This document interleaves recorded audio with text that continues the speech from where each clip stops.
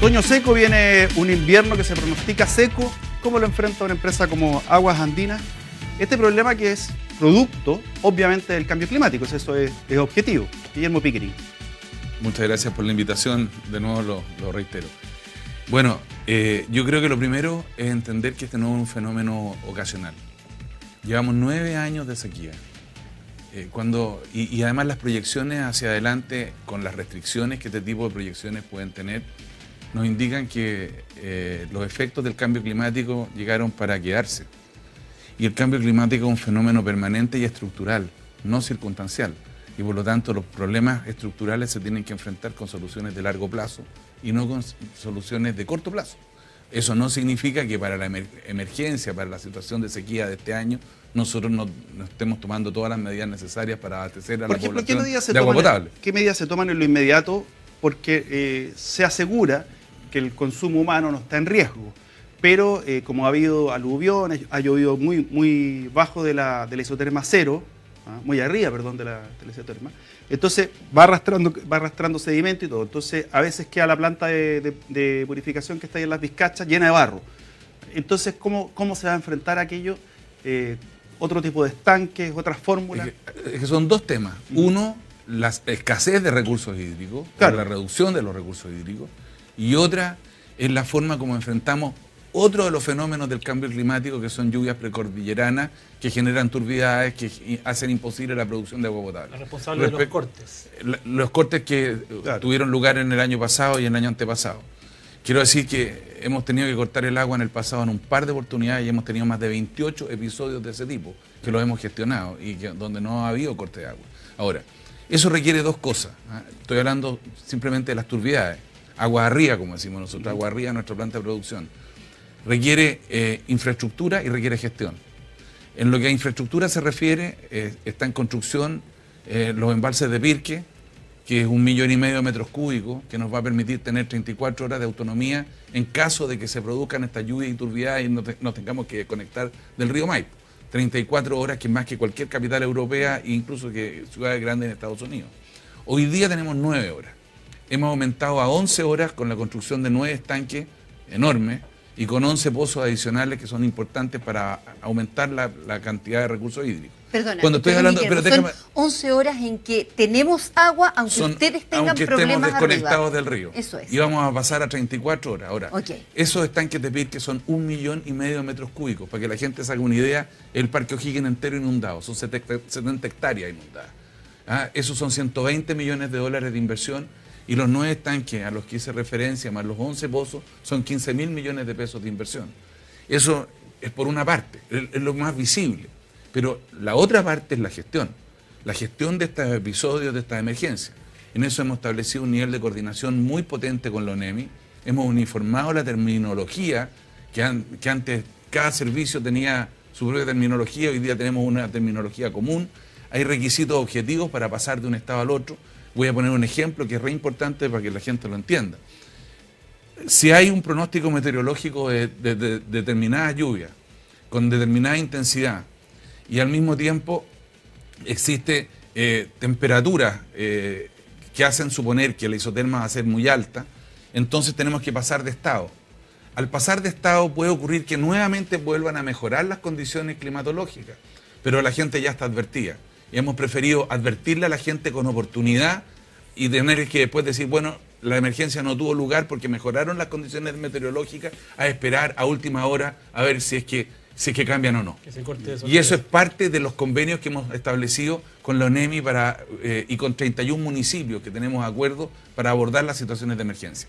Pero yo no quiero dejar de mencionar que una cosa son las emergencias producto de estas lluvias y otro el fenómeno estructural de la sequía. Largo plazo. Mediano y largo plazo.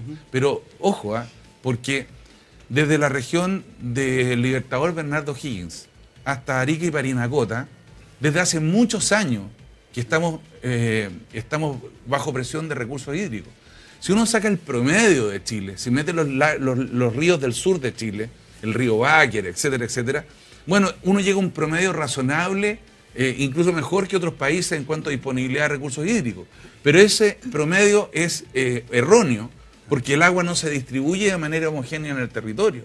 Y hay presión permanente no solo en la quinta región, hay en la sexta región, en la séptima región. Hoy día incluso la presión de los recursos hídricos está llegando hasta la Araucanía. Entonces, hay una situación que hay que abordar con una mirada de futuro. Y nosotros estamos trabajando en eso. ¿Y cómo se está trabajando? ¿Se está buscando agua más arriba? Propusimos a la Superintendencia de Servicios Sanitarios 4 alternativas para mejorar la resiliencia de la infraestructura de 34, que va a quedar con los estanques Pirque, que van a estar terminados a fines del próximo año, a 48 horas. Una cosa. ¿Por qué? Porque esta obra de Pirque puede resolver los problemas que hemos tenido hasta ahora. Las obras de infraestructura se construyen mirando las estadísticas pasadas. Claro. No sabemos si tenemos el día de mañana una lluvia convectiva que dura una semana, que obviamente requiere otro tipo de infraestructura. Pero además de eso, estamos pensando en una utilización mucho mejor del recurso hídrico. Sería poco consistente de parte nuestra que estuviéramos hablando de esto y no estuviéramos bajando las pérdidas en nuestras redes del 30 al 20% para tener un estándar de país OCDE, tal como lo tenemos en el 100% de cobertura de tratamiento de agua. ¿Y por qué hoy hay un 30% de pérdidas? O sea, esa es la mejor cifra del país. Pero porque las redes filtran. El agua se filtra en todas las redes de agua potable del mundo. Lo que ocurre es que los países OCDE tienen un estándar de un 20% y nosotros vamos a llegar a ese estándar ahora con las inversiones que estamos haciendo. Ahora en 2 años más, en un año más. El año 2022 llegamos a tener un 20%. Es decir, nosotros tenemos 14.000 kilómetros de red, como 4 o 5 veces la distancia que hay entre Arica y Punta Arenas. Esas son las redes que hay en la ciudad de Santiago. Guillermo, no me queda claro el tema de los estanques de Pirque.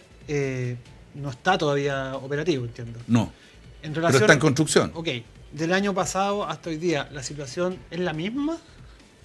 O sea, es la misma desde el punto de vista estructural en cuanto a la escasez de recursos hídricos. Lo que no ha ocurrido hasta ahora son lluvias convectivas precordilleranas en el verano, que sí las hubo en el mes de febrero, o derretimientos muy acelerados de glaciares, porque no había nieve, y ese es otro punto que me parece importante tocar, porque es relevante, pero hemos gestionado esos episodios. Pero ahora, si se repiten escenarios pasados, ¿se nos volvería a cortar el agua este año? Sí, esperamos gestionarlo con estos estanques que nosotros estamos construyendo, que ya se inauguran la próxima semana, que ya están construidos, estos pozos, incrementar la capacidad de gestión de los recursos hídricos para mejorar la performance de la compañía en esa emergencia. Esperamos no tener que hacerlo, pero evidentemente mientras no está terminado los estanques de Pirque, la situación de vulnerabilidad permanece.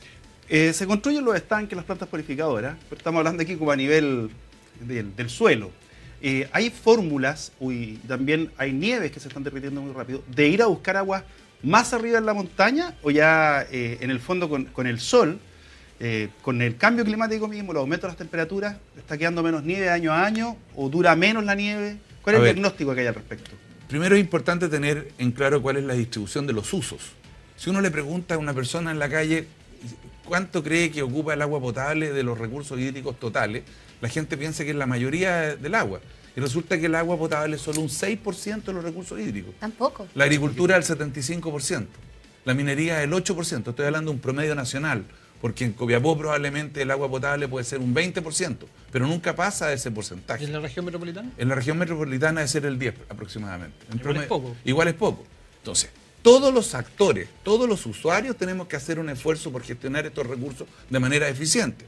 Ahora, el tema de los glaciares es un tema extremadamente delicado, porque producto de la elevación de las temperaturas, de la reducción de las lluvias, al no haber nieve en el invierno, que cubre los glaciares, lo que se derrite más aceleradamente son los glaciares. Los glaciares se están derritiendo hace mucho tiempo porque la temperatura del planeta ha ido subiendo y esto sigue incrementándose. Pero evidentemente si es que no hay nieve, se derriten los glaciares y lo que estamos haciendo, y esta es la conciencia que hay que tener entre todos nosotros, es que nos estamos gastando la cuenta corriente hídrica en multiplicidad de usos que tiene la región metropolitana. Pero tenemos posibilidad de acumularla. Hay posibilidad. Ahora, lo que estoy diciendo puede ser malinterpretado, pero creo que estos antecedentes son importantes de ponerlos en discusión. A ver, si la pregunta es si nos vamos a quedar sin agua para el agua potable, no nos vamos a quedar sin agua para el agua potable por una razón muy simple.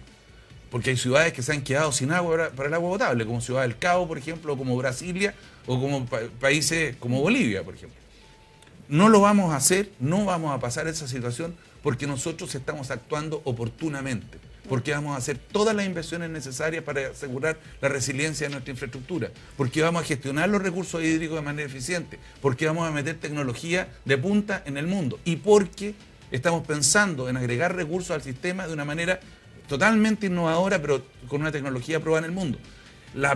Los 600 millones de metros cúbicos que nosotros tratamos en las plantas depuradoras de aguas servidas tratadas se descargan en cauces naturales, en los ríos, para el riego. Es muy importante esa función. Pero una parte significativa de esas aguas en el futuro, en el 2030, en el 2040, puede ser repotabilizada con toda tranquilidad. Con lo cual tenemos un concepto de economía circular que es muy relevante y que es lo necesario para abordar situaciones de este tipo. ¿Cómo está el embalse del Yeso hoy día? El embalse del Yeso tiene menos agua de lo que correspondería, pero en esa situación nosotros hemos adquirido agua con la Sociedad Canalistas del Maipo, que son acuerdos que tenemos aguas arriba. Pero insisto, Guillermo, esos acuerdos con los canalistas o en distintos lugares del país son muy importantes y hay que gestionarlos. Guillermo, pero lo importante es cómo usamos el agua después del tratamiento, porque eso nos permite agregar recursos al sistema. ¿Cómo nos va a ser lógico regar parques y jardines con esas aguas tratadas? ¿Cómo nos va a ser posible canjear recursos hídricos con los agricultores? ¿Pero se obligaría a hacer una red paralela de agua? No, porque se pueden reimpulsar y se pueden tratar. En países europeos esto es una tecnología disponible. Repotabilizar parte del agua servida tratada es una garantía de suministro de agua en el futuro de la ciudad. Y por lo tanto, cuando usted habla de una mayor responsabilidad, no está hablando necesariamente de que no se nos quede la llave abierta o que nos duchemos 10 minutos en vez de 15, porque si nosotros en las casas, en los departamentos ocupamos el 10% del agua, la responsabilidad mayor también la tienen los que ocupan más. Efecto. Bueno, es evidente lo que usted está diciendo, es decir, se requiere un esfuerzo de todos. Ahora, pero eso no significa a los canalistas, a los agricultores, a los mineros y también a la sanitaria. Nosotros no tendríamos autoridad moral para estar hablando de esto si es que no tuviéramos como objetivo reducir nuestras pérdidas. Guillermo, y también es importante que la gente haga un consumo responsable. Pero ¿qué es un esfuerzo? ¿Qué es lo que necesitamos? ¿Hay que cambiar las leyes? ¿Hay que hacer obras de infraestructura? ¿Hay que cambiar la cultura? Y como decía Verónica, ducharse más corto. ¿Qué es un esfuerzo? Porque es difícil. O todas juntas. Lo que ocurre es que los recursos hídricos se deben gestionar en las cuencas. Las cuencas hidrográficas son muchas y son muy distintas. No son lo mismo las cuencas hidrográficas del norte que las del sur del país. Las cuencas tienen usuarios, los mineros, los agricultores, los sanitarios, los industriales, la ciudadanía, los servicios ecosistémicos, etcétera, etcétera. Gestionar los recursos hídricos por la cuenca es la solución que han encontrado otros países para hacer más eficiente el uso del recurso hídrico, para evitar contaminación, por ejemplo, porque un pesticida, por ejemplo, que se utilice para regar puede contaminar napas subterráneas, porque si hay pozos cerca de la desembocadura pueden salinizarse, etcétera, etcétera. Se requiere una gestión común y antes que eso un diagnóstico común. Si tenemos un diagnóstico común, vamos a trabajar juntos para resolver este problema. Y yo no quiero dar un mensaje de pesimismo, sino que de optimismo, porque en Chile estamos discutiendo estas cosas entre los distintos actores. Y se vuelven a mirar una gráfica, infografía que sacó Emol hoy día. Mira, los pesos del consumo doméstico. También en casa podemos calcular las cantidades de este recurso. Mira, para lavarse las manos se utiliza hasta la huella hídrica, entre 2 a 18 litros de agua. 60 a 90 litros para usar la lavadora. 200 a 300 litros para llenar la tina de baño, esa se ve más, y 400 litros de agua para lavar el auto. ¿Es un auto, una micro? Porque tanta agua. Por eso lo lavo poco.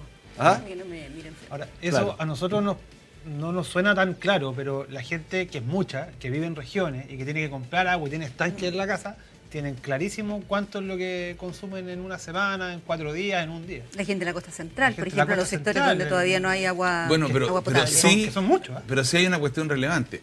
Ese esfuerzo de consumo responsable hay que hacerlo, sin lugar a dudas. Pero tal como dijo usted, el efecto tiene que ser global. Porque si el agua potable representa el 6 o el 10% del total de los recursos hídricos, un efecto de utilización, un ahorro muy grande en otras áreas puede ser también muy significativo. Entonces, no es que digamos, mire, como somos el 6% no tenemos que hacer el esfuerzo. tenemos que hacer el esfuerzo, pero tema tenemos que hacer cultural todos detrás. el esfuerzo. Guillermo, ¿cuánto los relajó a ustedes, les quitó peso el que se detuvieran las obras de Alto Maipo aquí arriba, o eso no los afectaba en nada? A ver, Agua Andina no es parte del proyecto de Alto Maipo. Nosotros no tenemos... Lo sabemos, sí. Es que hubo un momento, una Sí, que se confusión. pensaba se que era lo confundían. No, son Agua Andina proyectos no es distintos. parte del proyecto Alto Maipo, y Alto Maipo tiene su propio objetivo, Yo lo su propia planteaba en finalidad, un términos proyecto de... eléctrico. Sí, claro, y yo lo planteaba en términos de que estaban pensando o necesitando ocupar la misma agua ahí en San José de Maipo arriba. Lo que ocurre es que estoy hablando en términos muy simples, el agua que requieren los proyectos hidroeléctricos son derechos no consultivos, tienen que restituirlo.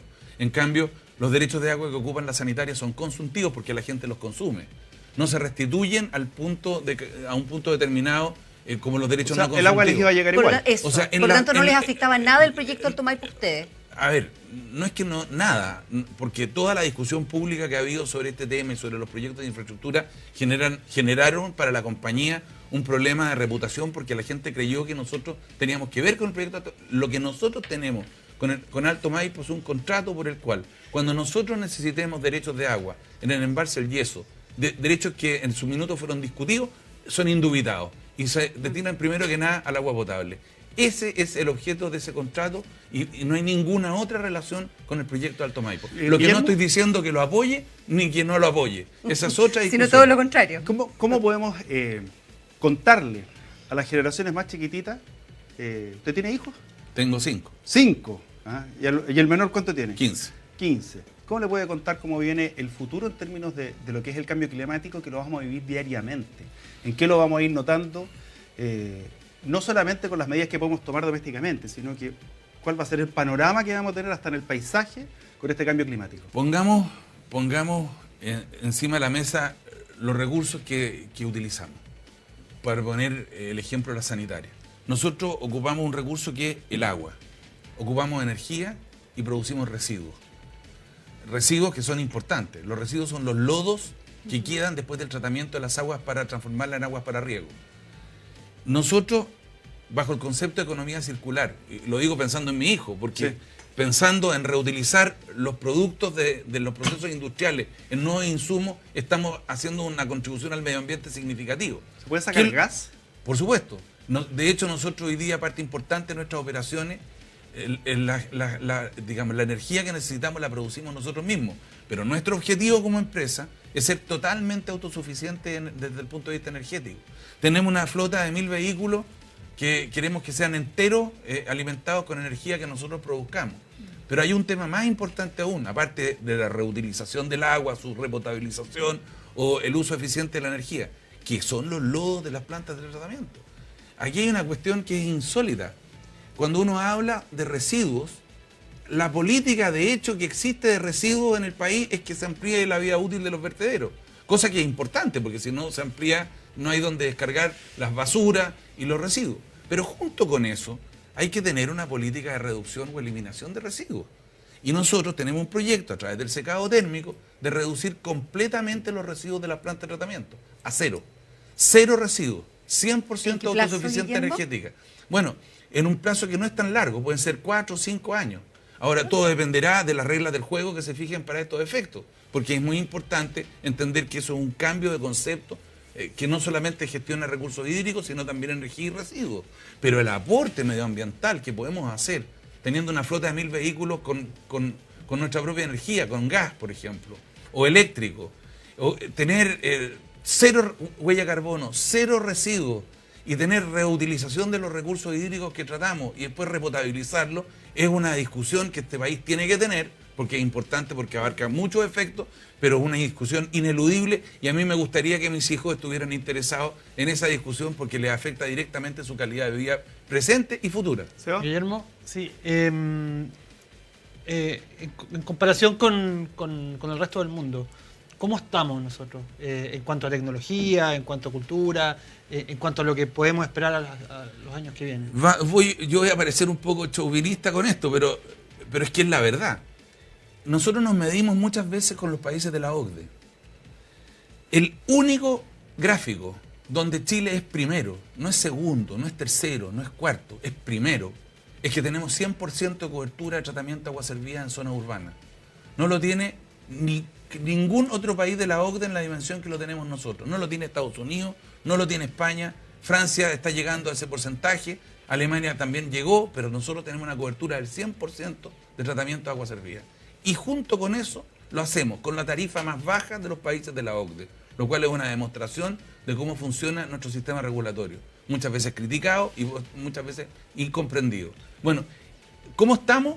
En tratamiento tenemos cobertura del 100% de agua potable en zonas urbanas en todo Chile. Tenemos cobertura de alcantarillado prácticamente un 100%.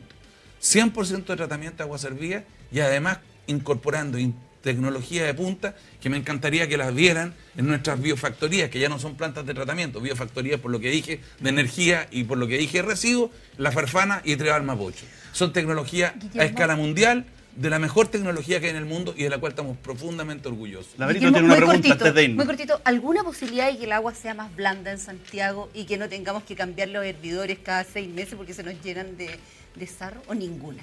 A ver, siempre la calidad del agua es un tema que está arriba de la mesa. No, sí, es buena. Si lo que ocurre es que muchas veces eso no tiene que ver con la calidad del agua, sino que tiene que ver con otros procesos técnicos de las redes. En la gestión de las redes, por eso hablé de reducción de pérdidas, gestión de redes, estamos microsectorizando las redes para mejorar incluso la calidad del agua que hoy día cumple todas las normas. Ahora, hay que tener cuidado con esos equilibrios físico-químicos. ¿Ah? Yo soy abogado, no me atrevo a dar cátedra en materia físico-química. Nosotros somos periodistas. Pero los periodistas están más informados que los abogados, yo creo. Digamos, por lo menos tienen un cable a tierra más grande que nosotros. Bueno, sigo cambiando mi hervidor entonces. Claro, y se tiene que tomar el agua, presidente. Me la he tomado, ¿por qué? Porque no la vamos a perder. Me la he tomado completamente y me la tomo feliz porque esto es lo mejor que puede tomar el ser humano. Es verdad. Muchas gracias por habernos acompañado.